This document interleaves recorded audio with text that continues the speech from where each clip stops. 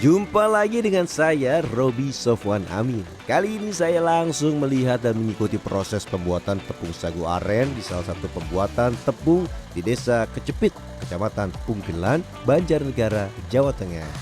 Di tempat ini banyak warga yang memiliki usaha pembuatan tepung aren, dan untuk melihat dan mengikuti proses pembuatannya, saya didampingi salah satu pembuatnya, yaitu Wahyu Susanto.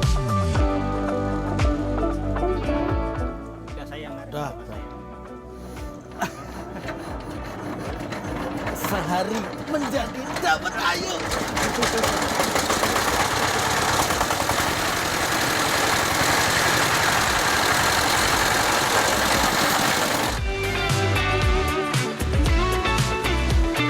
Untuk membuat tepung sagu aren prosesnya cukup berat, dari mulai merebang pohon aren yang lokasinya berada di pegunungan dengan medan yang berat.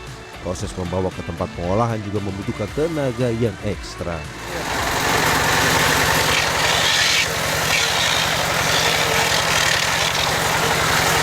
Jadi harus 2 orang ya. Yang satu makan, yang satu ini.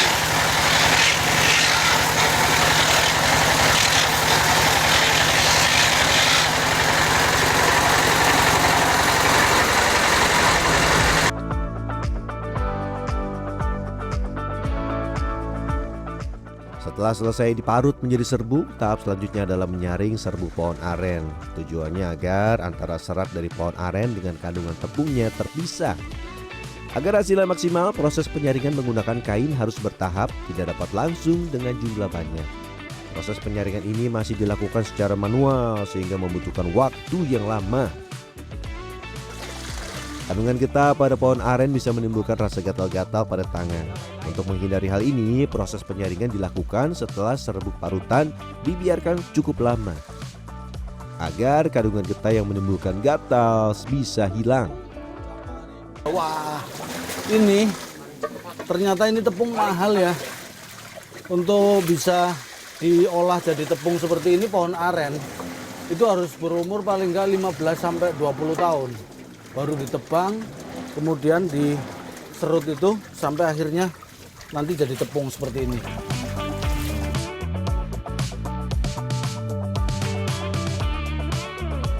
Pohon aren sangat bagus ditanam di daerah pegunungan karena cocok untuk daerah resapan air dan juga menahan tanah agar tidak longsor. Tingginya kebutuhan tepung sagu aren membuat pohon aren banyak ditebang, dan jumlahnya saat ini semakin susah dan sedikit. Untuk itu penggunaan pohon aren atau pohon enau untuk tepung ini sebenarnya sudah mulai dibatasi. Kita kembali ke proses pembuatan tepung sagu aren. Setelah seluruh serbuk yang diparut disaring, selanjutnya tepung sagu aren akan mengendap di bagian bawah. Nah, penasaran nih melihat hasilnya seperti apa? Saya mencoba mengambil tepung sagu aren yang sudah mengendap. Mas, ini masnya tiap hari kayak gini? Iya, Mas. Ini saya baru sebentar sini, pinggangnya agak pegel.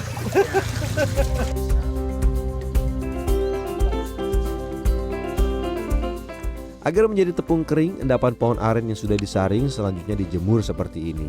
Pada saat masih basah, tepung sagu aren berwarna kecoklatan. Tetapi setelah dijemur kering, tepung akan berubah warna menjadi putih. Nah, ini para pengrajin tepung sagu aren di Kecamatan Punggelan sering kekurangan karena sulitnya bahan baku. Saat ini harga tepung sagu aren di pasaran mencapai Rp24.000 per kilogram.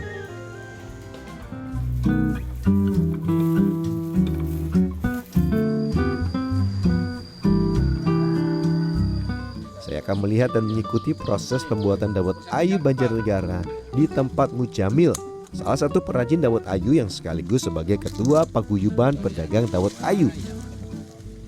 Di tempat ini saya langsung diajak mencari bahan baku pembuatan dawet ayu berupa daun pandan. Selain berfungsi memberikan warna hijau, daun pandan juga berfungsi sebagai aroma wangi cendol dawet.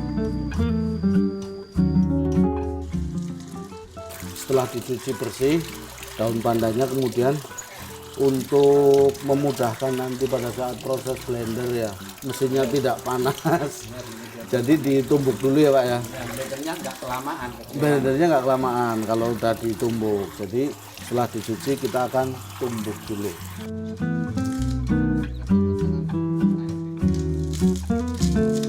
Daun pandan yang sudah dicuci bersih kemudian ditumbuk. Oh iya, untuk menghaluskan daun pandan ini, para pengrajin biasanya boros dalam penggunaan blender. Satu blender biasanya hanya bertahan 1 tahun. Setelah 3 kali servis, para perajin biasanya harus membeli blender baru.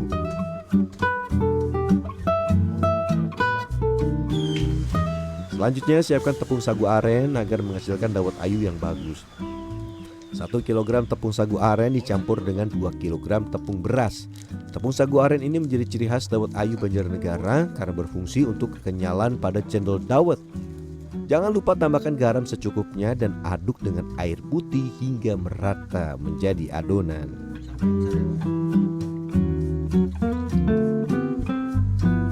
Air perasan daun pandan yang sudah dipanaskan kemudian dicampur adonan tepung sagu aren, tepung beras, dan garam seperti ini. Nah, ini adonan yang udah dibikin cair seperti ini tinggal dimasukkan, dicampur sama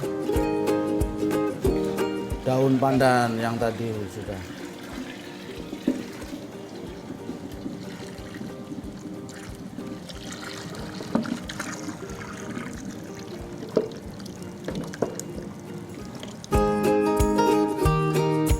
Agar tidak menggumpal, adonan cendol dawet harus terus-menerus diaduk. Pada hari biasa, Mujamil dibantu 2 orang tenaga kerja. Pada hari tertentu saat penjualan meningkat, Mujamil akan menambah tenaga kerja 3 hingga 4 orang. Ah, ini setelah tadi mengental ya, kurang lebih jarum panjangnya ada di angka 8. Ini terus selama 30 menit, padahal posisinya berat, dia sudah mengental. Selanjutnya, alat yang harus disiapkan adalah kayu seperti ini. Kemudian hasil dawet ditampung di wadah ember yang diisi air dingin.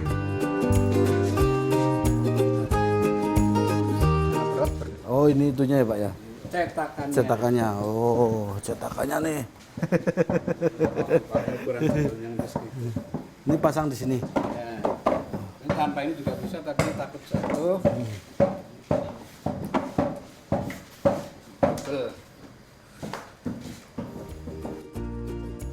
Nah, begini nih cara mengetahui apakah adonan dawet ayu sudah siap cetak atau belum. Kalau masih lari cepat berarti belum matang. Oh, coba Harus lagi. dikecilkan lagi apinya. Itu jatuhnya kan pelan.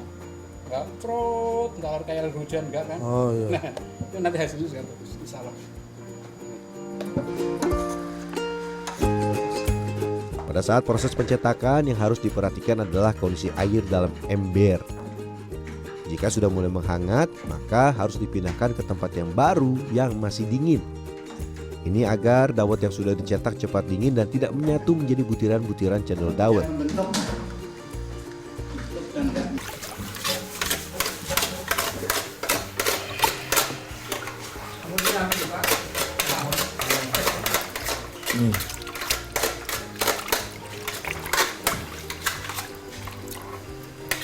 Udah cukup. Ini dibiarkan selama 1/4 jam. Nanti setelah itu baru disaring. Di buah airnya kita mau bikin gula. Gula buat campuran cendol. Nah, ini udah jadi, tinggal ditiriskan biar kandungan airnya turun. Ini semua disaring, turun. Nanti kalau udah 1/2 jam, nanti tinggal dipindahkan ke termos-termos seperti ini untuk dijual. Salah satu bahan yang harus dibuat terakhir yaitu santan kelapa. Ini dilakukan karena santan ini tidak tahan lama, sehingga harus dibuat dan langsung disajikan. Jadi untuk membuat dawet ayu itu kelapa atau santannya itu fresh, jadi tidak semua diparut. Sebagian diparut di tempat penjualan seperti ini. Ini tinggal langsung dikasih air matang, nanti diperas, itu yang kemudian dijadikan bahan untuk campuran dawet ayu. Tinggal dimasukin plastik ya. Bagian akhir yaitu penyajian. Saat ini dawet ayu Banjarnegara disajikan dengan berbagai rasa. Ada original, durian, nangka sesuai selera. Cara menyajikannya, gula merah dicampur dengan es dan selanjutnya dituangkan cendol yang sudah dicampur dengan santan. Dawet ayu Banjarnegara mulai ada sejak abad 20 dan jika berada di wilayah Kabupaten Banjarnegara, kita akan menemukannya banyak berjajar di tepi jalan. Karena itulah di alun-alun kota Banjarnegara, pemerintah kabupaten membangun patung pedagang dawet ayu sebagai simbol Kabupaten Banjarnegara.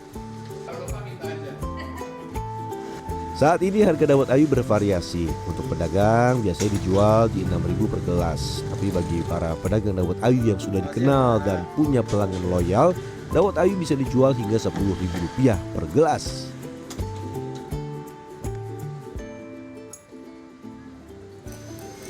Ya, dawet ayu, dawet Banjarnegara.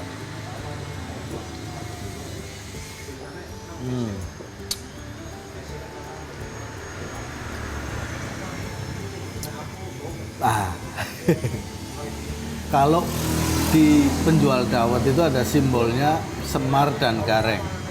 Kalau orang Banjarnegara atau penjual dawet itu sebuah simbol atau sebuah doa mareng yang artinya terang atau tidak hujan.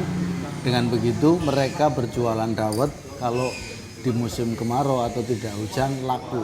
Tetapi kalau hujan mereka tidak bisa jualan dawet. Robi Sofwan Amin, Daniel Yuwantoro, Banjarnegara, Jawa Tengah.